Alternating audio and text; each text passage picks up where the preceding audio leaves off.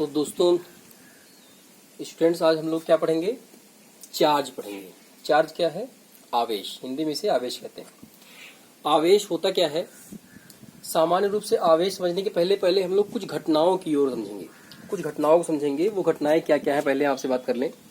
आप लोगों ने देखा होगा कि जब भी कभी आप अपनी टीवी के बंद होते ही उसके पास अपने हाथ को ले आते हैं तो आपके हाथ के रोए टीवी की ओर खिंच जाते हैं।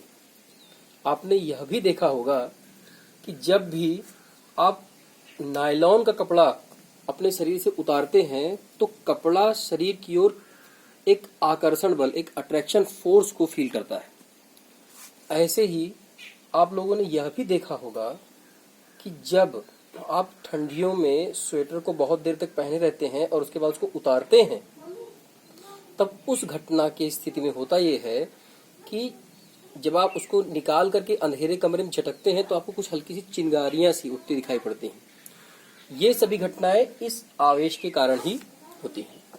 तो आवेश होता क्या है? आवेश यानी कि चार्ज। चार्ज है क्या? यह एक गुण है। किसका गुण है? ये पदार्थ का गुण है, मैटर का। ये क्या है? पदार्थ का एक गुण है।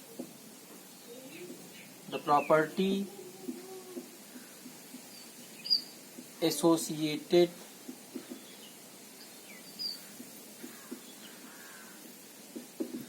With metal. इसका क्या मतलब हुआ? इसका ये मतलब हुआ कि ये पदार्थ का गुण है, मतलब बिना पदार्थ के आवेश की उपस्थिति संभव नहीं है। इसके बारे में हम बाद में चर्चा करेंगे और विस्तार से, पर अभी हमको समझना है कि आवेश है क्या। तो आवेश क्या है? आवेश पदार्थ का एक गुण है।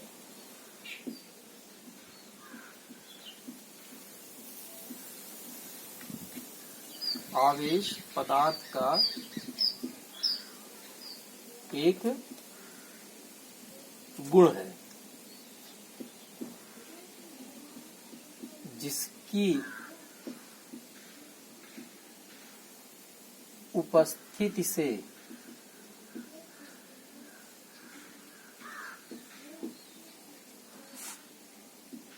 पदार्थ में वैद्युत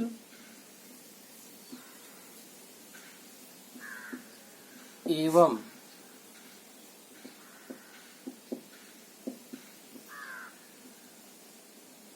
चुंबकीय गुण आ जाते हैं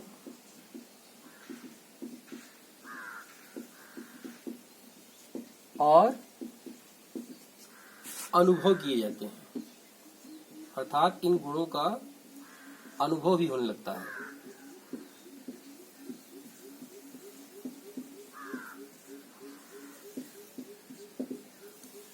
ठीक है।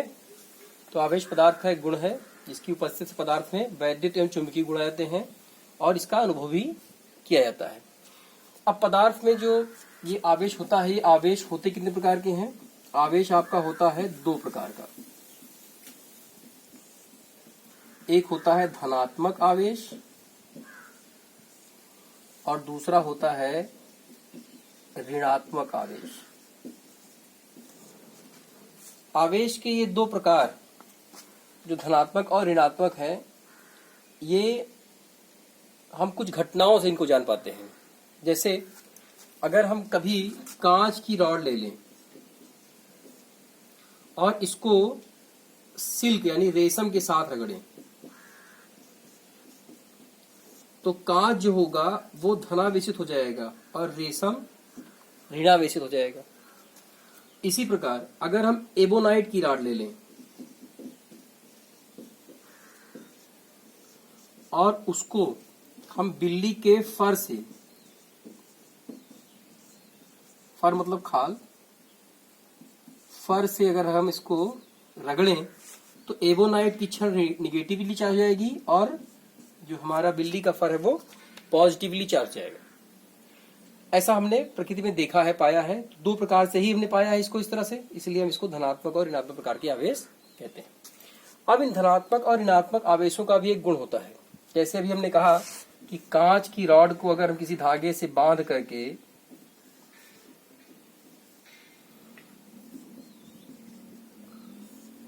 और ऐसे ही इबोनाइट की रॉड को भी हम धागे से बांध करके लटका दें, बांध करके, और इसको हम क्या कर दें, सिल्क से रगड़ दें। ये हमारी ग्लास रॉड है और ये हमारा क्या है, इबोनाइट। इसको हम क्या कर दें, रेशम से रगड़ दें और इसको बिल्ली की खाल से। और जब इनको पास पास लाएंगे तो ये रॉड इसकी ओर और ये रॉड इसकी ओर आकर्षित होगी। क्यों? क्योंकि अभी हमने कहा था कांच पर कैसा आवेश आएगा रेशम से रगड़ने पर, धनावेश, और एबोनाइट पर बिल्ली के फर से रगड़ने पर क्या आएगा, ऋणावेश। इसके कारण से दोनों आपस में क्या होंगी, आकर्षित होंगी। क्यों? क्योंकि आपने कक्षा 10 में पढ़ लिया है कि धन की विपरीत आवेश अर्थात धन और ऋणावेश एक दूसरे को आकर्षित करते हैं, जबकि समान आवेश धन धन या ऋण ऋण एक दूसरे को प्रतिकर्षित करते हैं। इस प्रकार से हमने जान लिया कि ये सब चीजें धनावेश और ऋणावेश किस प्रकार से आते हैं। अब इसके बाद हम लोग आवेश के मात्रक की चर्चा करेंगे। आवेश का मात्रक,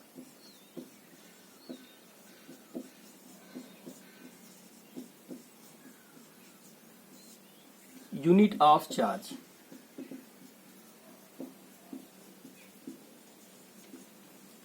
आप लोगों ने कक्षा 10 में ही पढ़ा है या कक्षा 11 के पहले पार्ट में आपने पढ़ा है कि I इक्वल टू होता है Q बाई टी।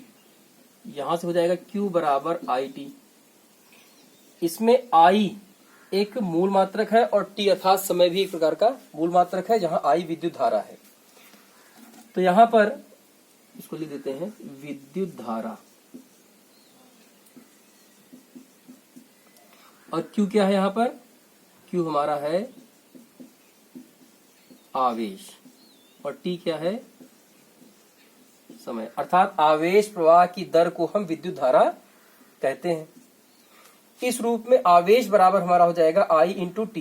तो इसके मात्रक हो जाएंगे एम्पियर इंटू सेकेंड, और एम्पियर इंटू सेकेंड को हम बाद में कहते हैं कूलॉम। क्या कहते हैं, कूलॉम, या शॉर्टकट में हम कहते हैं कैपिटल सी। ध्यान रखिए यहाँ पर कैपिटल सी होगा, और जब पूरा लिखेंगे तो स्मॉल सी रहेगा। ठीक है, ये कक्षा 11 को पढ़ाया गया है कि ये सी स्मॉल क्यों होता है और ये कैपिटल होता है। जिनको ना पता हो वो कमेंट बॉक्स में लिख दें, उनको हम बता देंगे फिर से। अब इतना सीखने के बाद अब हम थोड़ा सा आवेश के मात्रकों के बारे में और कुछ चर्चाएं करेंगे। वो चर्चाएं क्या है, आइए देखते हैं। यहाँ आवेश का मात्रक कूलाम, जिसको हमने एम्पियर गुणे सेकेंड भी कहा है। ठीक है, अब ये जो आवेश का मात्रक कूलाम है ये एसआई पद्धति में है। किस पद्धति में है, एसआई सिस्टम में। जो आपने क्लास 11 में पढ़ा था एसआई सिस्टम, उसमें इससे कुछ और मात्रक हैं। जैसे सीजीएस सिस्टम है एक, सीजीएस पद्धति में यानी सेंटीग्राम सेकेंड सिस्टम में जो इसका आवेश का मात्रक होता है ईएसयू। ईएसयू इसको इलेक्ट्रोस्टैटिक यूनिट, या इसी को हम फ्रैंकलिन भी कहते हैं, एफआर। एफआर मतलब फ्रैंकलिन। और एक कूलाम आवेश बराबर होता है 3 गुणे 10 की घाते 9 ईएसयू, या इसी को हम फ्रैंकलिन भी कहते हैं। और एक कूलाम बराबर 1/10, एक कूलाम बराबर 1/10 ईएमयू भी होता है, ईएमयू। इसको इलेक्ट्रोस्टैटिक यूनिट बोल सकते हैं, इसको इलेक्ट्रोमैग्नेटिक यूनिट बोल सकते हैं सामान्य रूप से। तो इस तरह से अगर हम ईएसयू और ईएमयू रिलेशन लाना चाहें तो कैसे आएगा, यहां से अगर आप देखें तो एक ईएसयू बराबर हो जाएगा 1/3 गुणे 10 की घाते -9 कूलाम, जबकि एक ईएमयू बराबर हो जाएगा 10 कूलाम।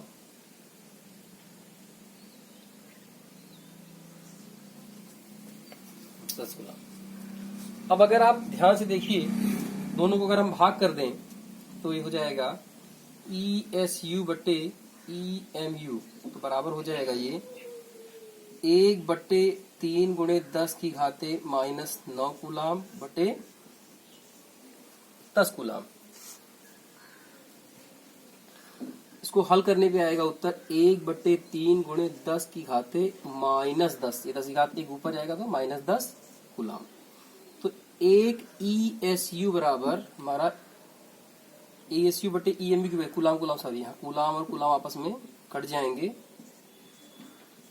तो एक ESU बराबर 1/3 गुणे 10 की घाते -10 EMU, या एक EMU बराबर हो जाएगा 3 गुणे 10 की घाते 10 ESU। 3 यहाँ ऊपर आ जाएगा, 10 नीचे जाएगा, माइनस में है तो ऊपर आके प्लस हो जाएगा।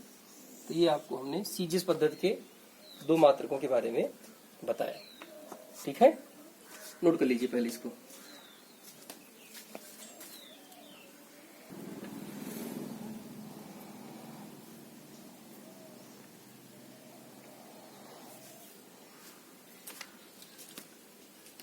इसके बाद हम लोग प्रैक्टिकल यूनिट ऑफ चार्ज देखेंगे, या इसको हम व्यवसाय यूनिट बोलते हैं, practical unit of charge. Practical unit of charge में आपका जो पहला है वो है ampere into hour. Ampere hour को हम कहते हैं 3600 कूलाम, अर्थात 3600 कूलाम, या इसी को 3.6 इंटू 10⁻³ कूलाम भी कहते हैं। और दूसरा है आपका फैराडे, दूसरा आपका जो आवेश है उसको हम बोलते हैं फैराडे। फैराडे जो होता है वो होता है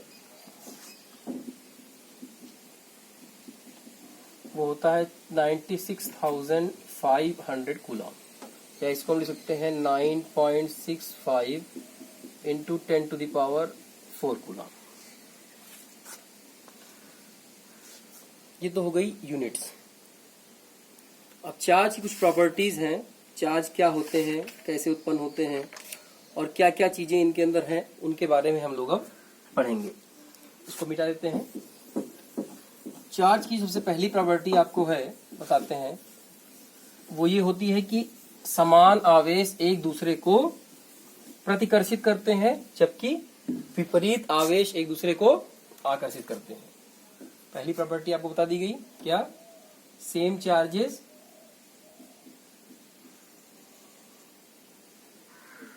रिपेल एंड डिफरेंट चार्जेस, या अनलाइक चार्जेस बोलते हैं इनको हम, अनलाइक चार्जेस अट्रैक्ट्स। इस तरह से पहली प्रॉपर्टी। दूसरी प्रॉपर्टी है charge is a scalar quantity. Charge is scalar मतलब आवेश अदिश है, अर्थात इसकी कोई दिशा नहीं है। चार्ज क्या है? अदिश है।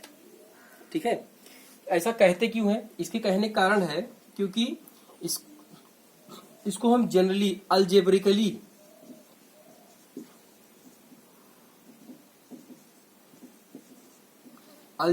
इसका हम सम करते हैं या सब्ट्रैक्शन भी करते हैं।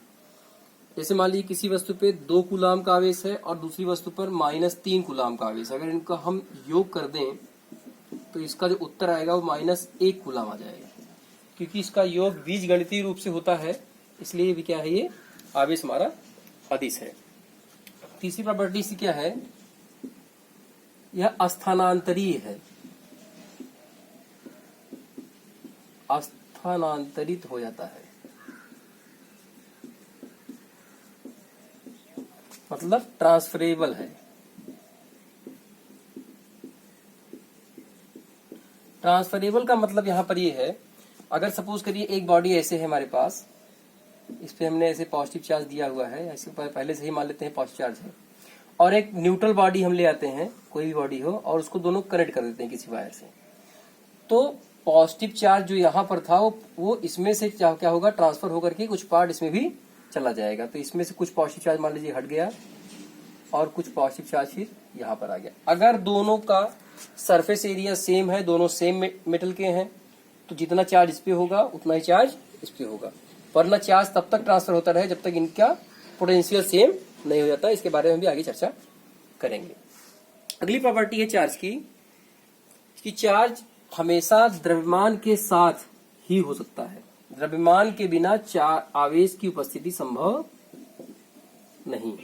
द्रव्यमान के बिना आवेश संभव नहीं है। Charge is always associated with mass.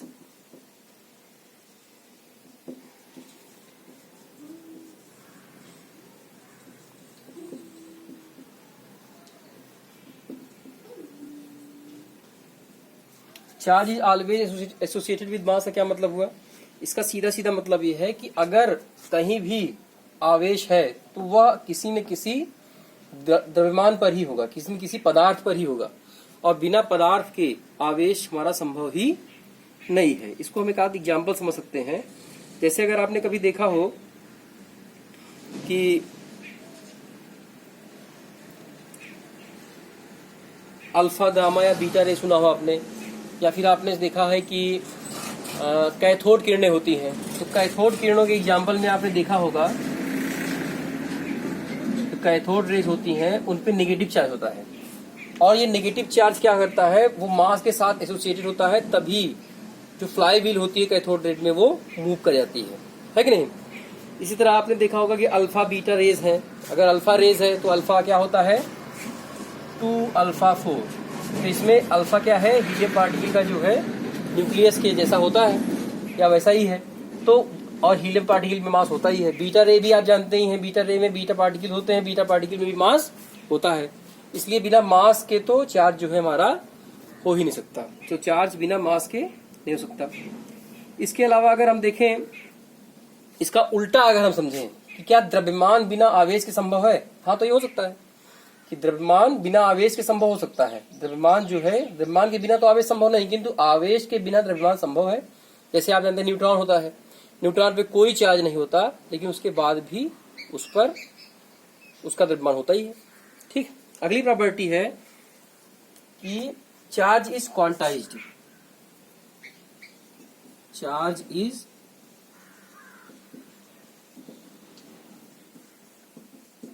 Quantized. Charge is quantized का क्या मतलब है? इसका मतलब होता है कि क्वांटा की हिंदी क्या होती है, क्वांटीकरण ही कहते हैं इसको। चार्ज जो होता है वो क्वांटा फॉर्म में मिलता है, यानी सिंपल ये पूरे इंटीग्रल फॉर्म में मिलता है। अब इसको हम समझने के लिए क्या कहते हैं, चार्ज की क्वांटाइजेशन को समझने के लिए जो कहते हैं क्वांटीकरण, इसकी हिंदी बनती है क्वांटीकरण, आवेश का क्वांटीकरण। चार्ज को क्वांटीकरण हम सामान्य रूप से समझने के लिए पहले हमको समझना होगा मूल आवेश। क्या समझना होगा? मूल आवेश। इसको हम बोलते हैं फंडामेंटल चार्ज। अब ये फंडामेंटल चार्ज क्या होते हैं? देखिए, अभी तक एक थे जॉर्ज मिल्टन,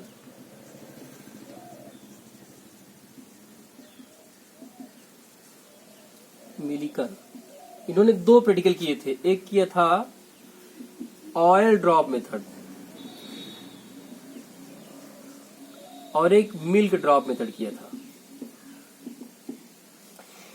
इन दोनों मेथड को हम आगे आपको समझाएंगे, पर अभी समझिए इन दोनों प्रैक्टिकल के आधार पर जॉर्ज मिल्टन ने और इसके अलावा एक आध 2 साइंटिस्ट और थे, उन्होंने साफ साफ बताया कि किसी वस्तु पर आवेश की जो सूक्ष्मतम मात्रा है, जो मिनिमम चार्ज अगर कहीं भी प्रेजेंट है, तो किस पर है? इलेक्ट्रॉन पर है। किस पर है? इलेक्ट्रॉन पे। Electron have the minimum charge and the value on the electron of charge is 1.6 into 10⁻⁻19 coulomb and that is also negative charge.